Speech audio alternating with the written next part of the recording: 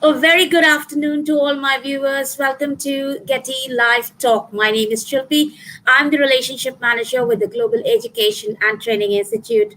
I have Wael Abdelbaky, who is a CELTA, TEFL, and TEOSL qualified teacher, and Wael is an ELT teacher trainer who has been working as an instructional coach and academic consultant in KSA since 2012. That is Saudi Arabia, if I say the short form, into telling you the entire details. So, Correct. welcome to this platform, and thank you for joining on this very special day, which is the World Day of Poetry. So, as Wordsworth defined, that poetry is the spontaneous overflow or powerful emotions. Or, as Shelley said, that our sweetest songs are those that tell of our saddest thoughts. So, I think you are the best person here today to talk a little more about, not just what poetry is all about and how poetry has made our life and literature rich and beautiful, but also about skills, productive skills that are useful for writing and speaking, because poetry cannot be impressive if you do not know how to use the right word at the right place, or how to recite. So, therefore, thank you once again for joining in the disruptive education movement, and the floor is all yours. Most welcome. Good afternoon, everyone. I'm really happy to be with you in today's live video, and you are all most welcome, educators all around the globe. Thank you again, Shelby, for giving me the chance to be on this live video. And by the way, I'm quite lucky or lucky enough to be on this live video talking about one of the most important things in teaching and learning, which is talking about expressing writing and speaking as a medium of instruction. So once we're talking about the International Day of Poetry, and by the way, yesterday was the International Day of Happiness as well. So I guess we sometimes use poetry in order to express our happiness.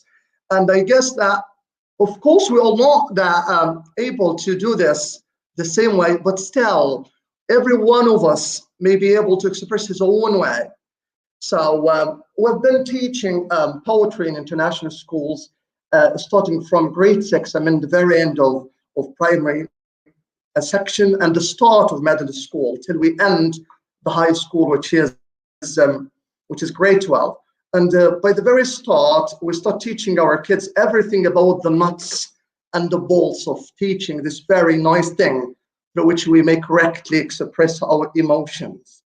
So again and again, I still say that if we don't have the correct ability to express our feelings, so there is no use for language then.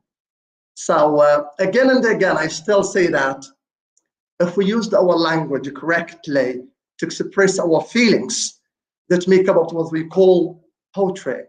So I'm not going to be talking about the teaching poetry or teaching literature generally. I'll be talking about something more specific, which is using language to express our feelings. As you know, and we all know that language is a medium of communication, first of all. Forget about being a medium of instruction. Now, we use language to express everything we have in our life. So again and again, I still have to say that unless we are able to use our language to express ourselves, there is no use, or there is no need for using the language anymore. And again, we still need to express that either verbally or in a written form. So once we're talking about the verbal use, we're talking about speaking. And again, if we're using about the written form, so we're talking about writing. That's why we sometimes we call them in English the two productive skills. We all know that English has 4 skills: listening, speaking, reading, and writing. But the 2 productive ones are speaking and writing. Again, I still say that we have to integrate the 4 language skills when it comes to language production. So we cannot separate each one of the 4 skills to work separately. I guess it doesn't work anyway. We have to integrate the four language skills. We listen, analyze, process, then express. If we manage to do that correctly, so now we come with the very good thing of language, which is expression. And expression, as I mentioned before, could be either a spoken or verbal, maybe in a written form. It's still language. And if we're talking about poetry in terms of using the language, so I guess poetry comes at the very peak of language use, because of course, not all of us are capable of doing that correctly. It needs very special skills, potentials that are not available to anyone to use. So if we talk about language in general, I guess we as non-native speakers of the language still exert more and more effort in order to be able to use it correctly. But again, it comes to the way how we were learned to use it. So I still have to stress the idea that teachers, and by the way, I was talking to one of my friends 10 minutes ago about how correctly we are supposed to deliver the message to students in a short, concise, intact way, so that if they were able to express themselves correctly, we are able to deliver the message correctly as well. So let's get to the main point of today's talk, which is talking about the two productive skills of English. And as we all know that it's a skill, and the skill means using something professionally, that everyone is able to use something in a correct way. So if we say speaking skill or writing skill, it means that the speaker or the writer is able to express his ideas and deliver them intact, right? Again, if we're talking about them, each one of them separately, I guess we have to say that when the student or the learner gets to the nursery section and teachers start teaching the very simple basic level of language, you normally start by the verbal section, so that they start by what we call the phonemic or the letter identification. Once they start getting used into that kind of thing, after that they may repeat it. When they manage to repeat Do it you want me correctly, to add your, excuse me? Do you want me sorry? to add your presentation? Do you want me to add your slides? No, not now. Not now, Okay. right? Good. So if we talk at what we call a letter level, then we go to the second level, which is a word level. After that, we go to the next level, which is a chunk level. Later, we come what we call to the phrase and the clause levels. And after that, I guess the students or the learners will be able to correctly express themselves correctly. If they started learning from the early years how to express, and their ears are used to listening to correct English, now they can do it, the task professionally enough, so that we as listeners, teachers, assessors are correctly able to understand and to comprehend what is said and what utters out from their mouth, right? Then here comes the second part, which is writing. And I guess writing comes in later time, because we have to make sure that the young learners already mastered this very simple basic spoken skills, so that we can have a kind of mutual interaction. Because if we don't have, I think learning the language would be quite tough task for all of us. So again, writing skills still need a kind of way. And I guess that we have zillions of books that already talk about the different ways, methodologies, teaching ways of teaching, speaking, teaching, writing, and so on. But I do agree about most of them. We still have one thing to be put into account. Does the way you're having and to introduce that kind of teaching really go with your students' academic performance level, or it's below or above? Are your students mentally ready? The number of students you have in class, everything that might affect the students' level have to be put into your account, the teacher. Otherwise, you're not really teaching, you're just speaking in class, or maybe teaching yourself. So again, we have something to be put into account before getting to the presentation I prepared, that in teaching, speaking, or writing, we have three things to produce. We have what we call form-focused instruction, meaning-focused instruction, social and cultural norms. And again, form-focused instruction, we all know that it talks about teaching grammar, teaching vocab, what we call the language system. And this comes in separate, different lessons. And each one of those has already its own teaching style. And by the way, we have many different techniques for delivering such kind of work. What we call about meaning-focused instruction, we should give the student the opportunity to express himself or herself in a correct way.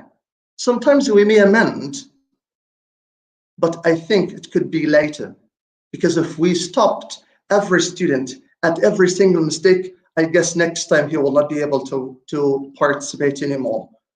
So you have to give them the chance, especially if they were still novice to the language. So whether it's in a written form or in a verbal form.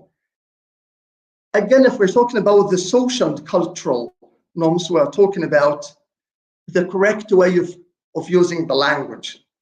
Being a non-native English language speaker, I guess, we sometimes struggle to find the correct collocation that correctly expresses my feelings, my way of writing, because we know that one of the most important mechanics of writing and speaking is the correct collocating of the word.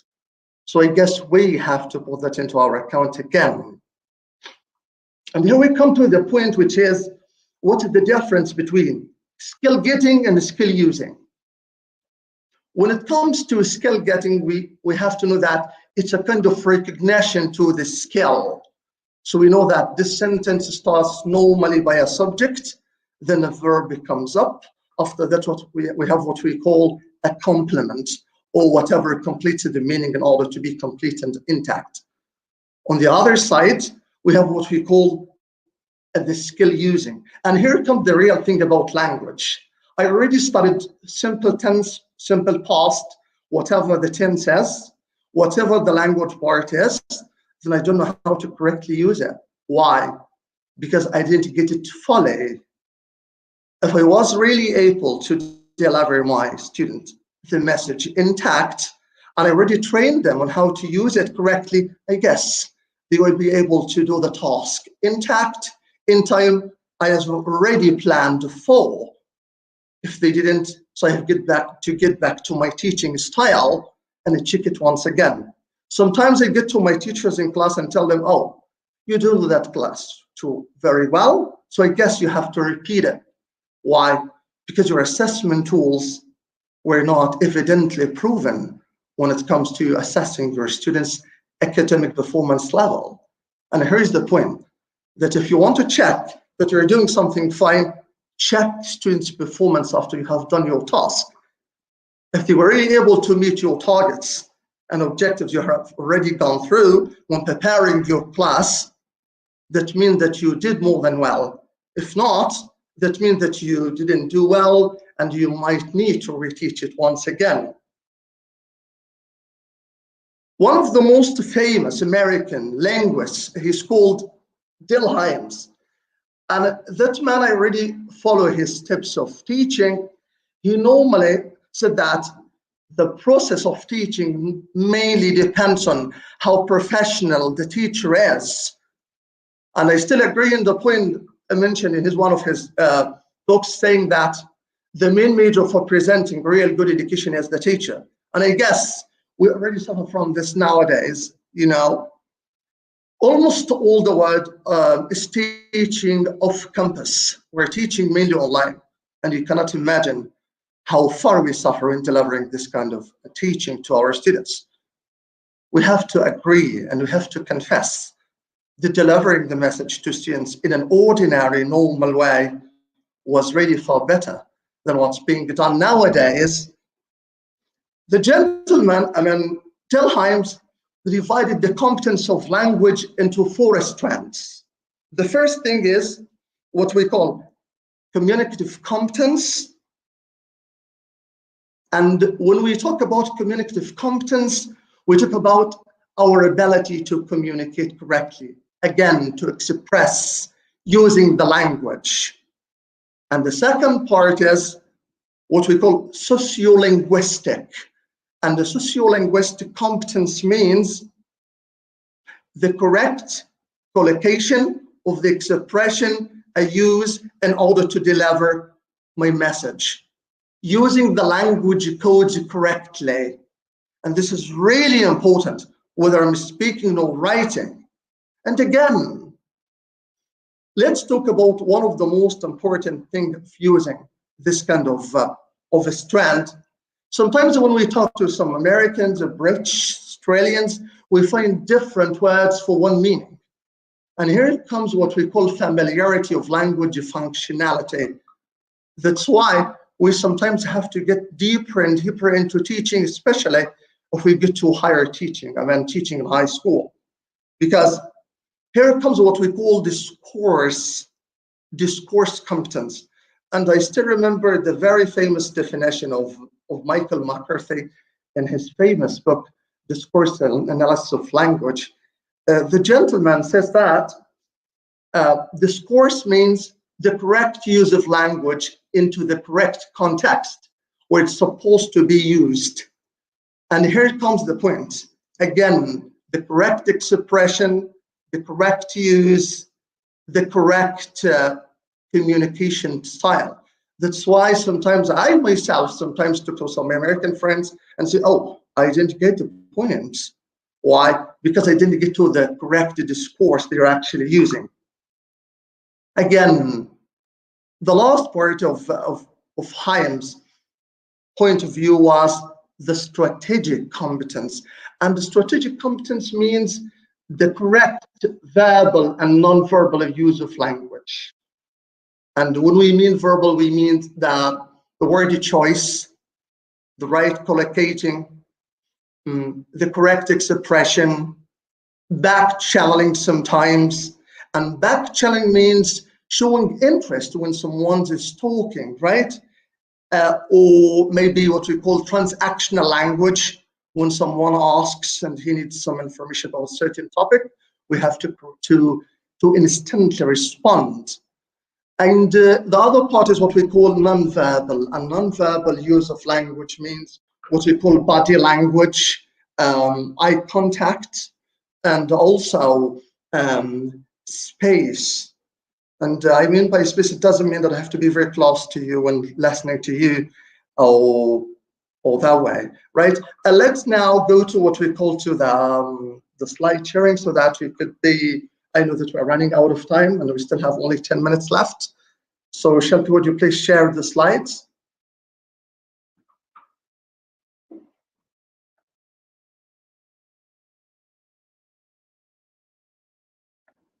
Yeah, let's go directly to slide number,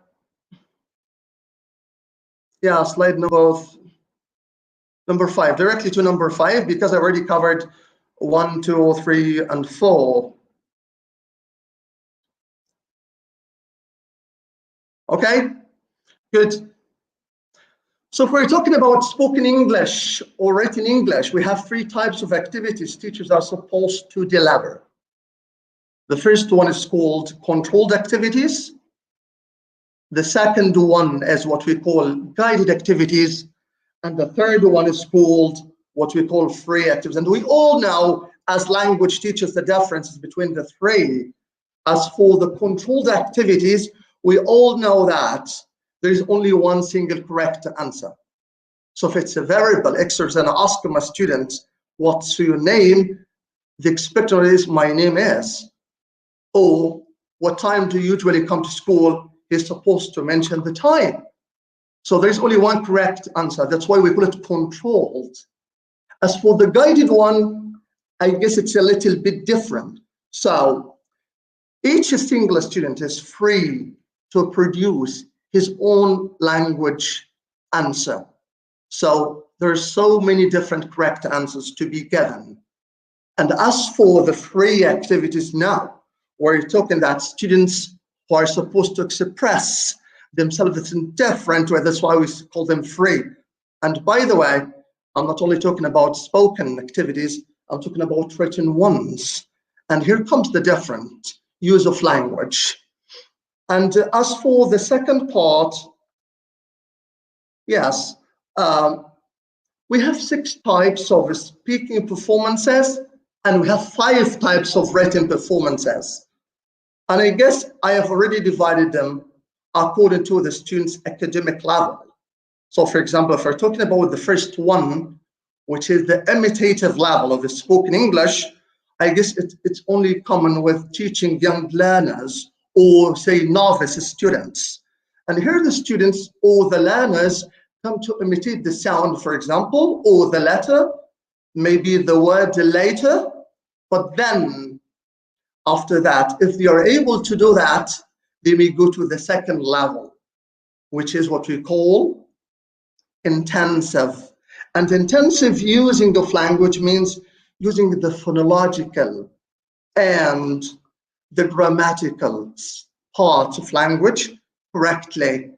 And for example, if we are teaching them present progressive or present continuous tense, and they have already taken everything about the form, meaning, and use, now we're still waiting for their ability to express themselves correctly using that kind of tense, right? And this gets us to the next level of teaching or acquiring the language, which is what you call the responsive. And responsive way means the ability to respond. So when I ask someone a question, I'm a student, I'm already expecting a kind of answer. For example, what are you doing right now? You're supposed to say, I'm watching a movie, or I'm playing tennis, or whatever. This is what we call responsive answers. And then here comes two similar things of using the language, which are the transactional spoken English and the interpersonal use of English. And both are still dialogues, but the use of them is a little bit different. For example, if we're talking about transactional use of language, we're talking about what we call using the language for a specific purpose. For example, we exchange or convey specific information about a certain topic. And if we're talking about what we call interpersonal, so the scenario here is different. I mean, it's keeping relationships, keeping in touch with someone else.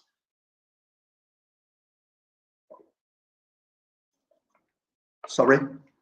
And then once we're able to express ourselves correctly this way, we may get to the very last part of our spoken abilities, which is extensive expression of language.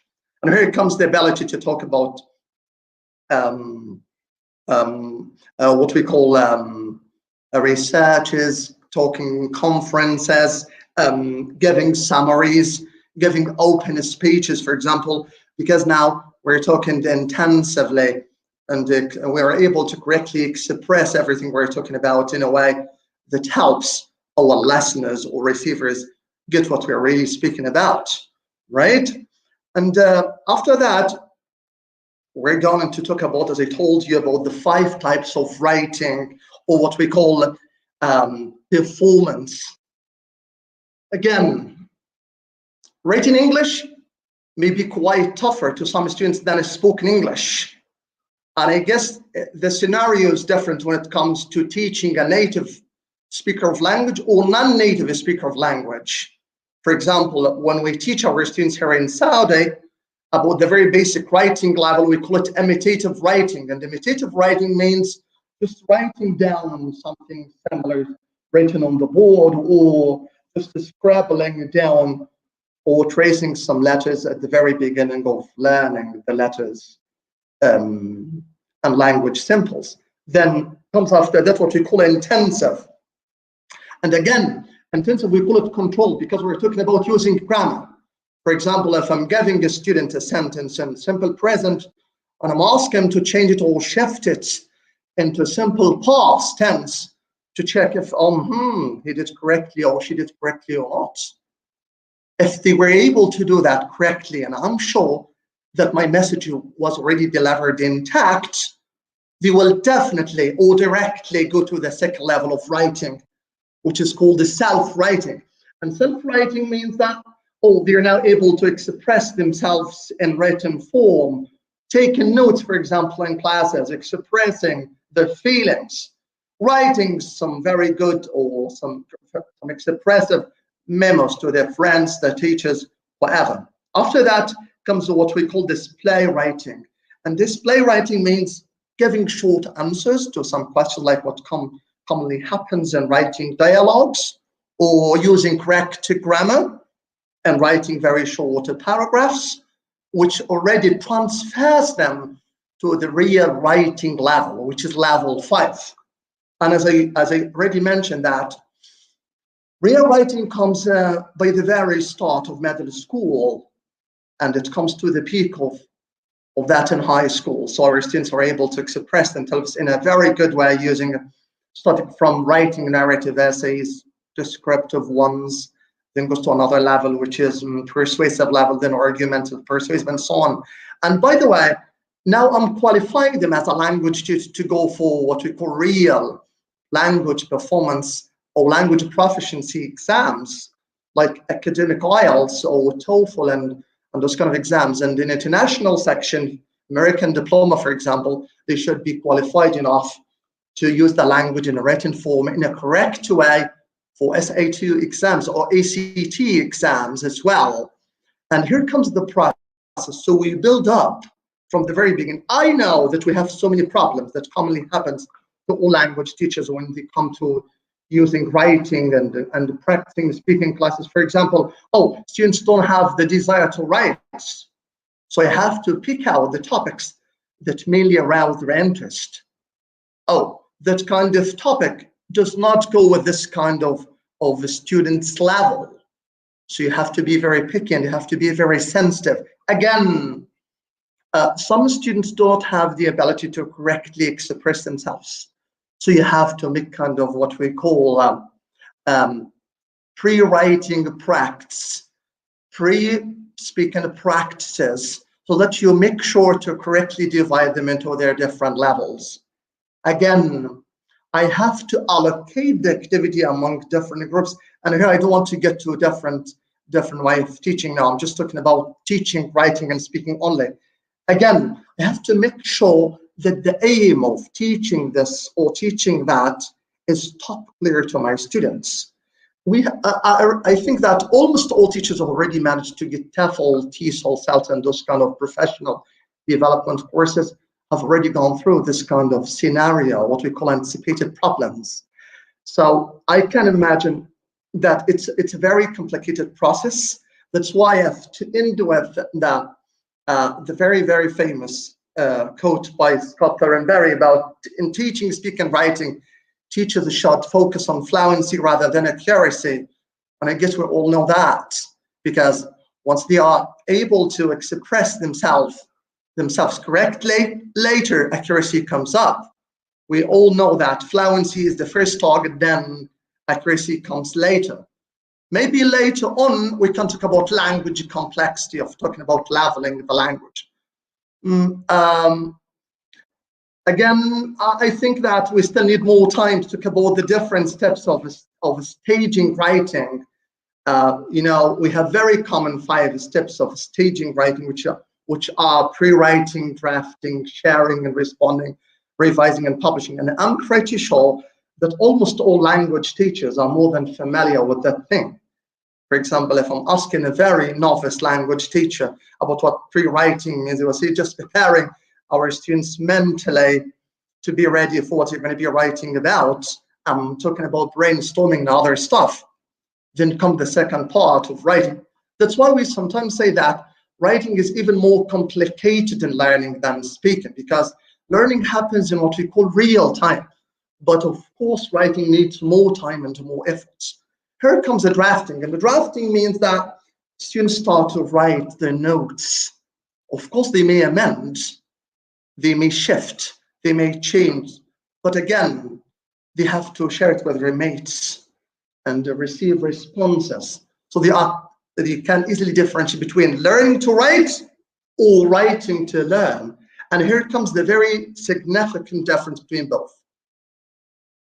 By the very end, they will revise the writing, and again, before delivering it to the teacher for one step correction, they will come by the very good thing at the very end. Here is my piece of writing, and it could be shared to the other classes, it could be hung on the walls, it could be given to the graffiti, or it could be put anywhere. But again, I have to tell myself, being an English language teacher, that learning is an endless way, and every day in our life we learn something new. So please, we have to sympathize our students. We have to check their backgrounds. Don't think that all the schools everywhere are still the same. In some schools, in some countries, I can't believe that there are more than 50 students in one class. So please, watch your students' inner side before getting to the very tough side. Don't forget that they are actually suffering like what you normally do when you feel that someone doesn't help you. Thank you, Shelby, for giving me this a chance to be on this live video. And I'm really happy to be among this very, very good kind of an institute. Thank you again. And I'm ready for any inquiries, questions. Yes. So, well, like we were talking about, you have given the entire skills which are needed, when writing or speaking. So, Right. how do you develop people who do not read at all? Even if people read, very few are interested in poetry. So, how do you develop interest in poetry? Is it that it's just a bent of mind, or you can, read poetry? Because even poetry adds to your vocabulary and adds to your, the way you express yourself with people. I totally agree, Shelby, on that. But actually, poetry still needs a kind of different character, different identity. So sometimes when you get to some teachers teaching poetry in class, you find that they are teaching the very scientific part about it. They don't feel what they are really teaching.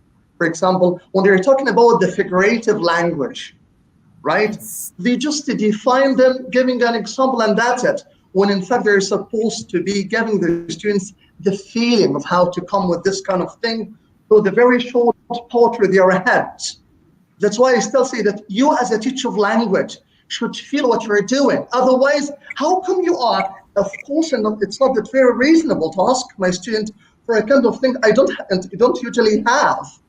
So you say, read this, and you have to read it by heart before going into your brain and start mentally analyzing it. It doesn't work this way. You have to go deep into the line.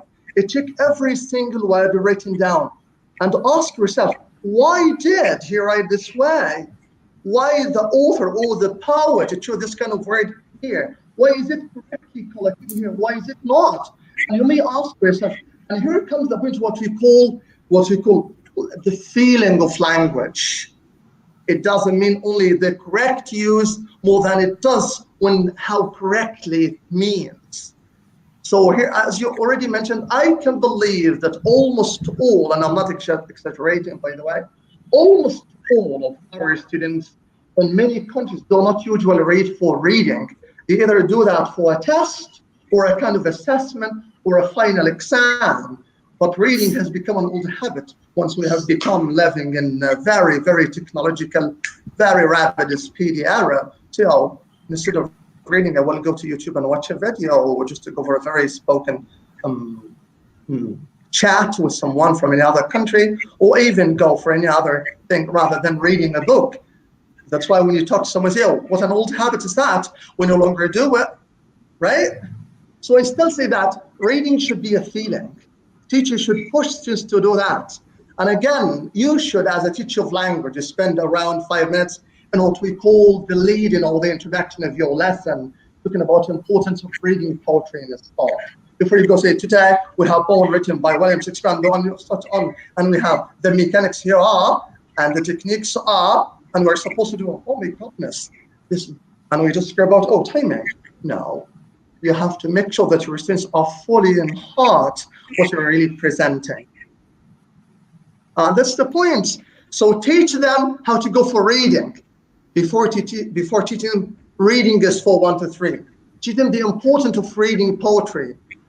One day, it will help me and you to be what we call intuitive speakers of the language. We can easily express our feelings, emotions, to correctly and to deliver the message to anyone we're ahead, to correctly address the point. Why? Because we know how to correctly get this word in. And here comes the point. Like intonation, intonation, diction, pronunciation.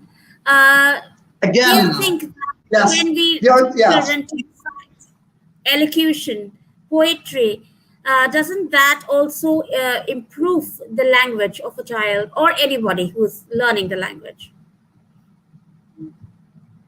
Definitely true. That's why when we come to say that, that the word fluency in English actually means the ability to use and manipulate the language in an appropriate way, so that we're able to respond to the message we're actually addressing.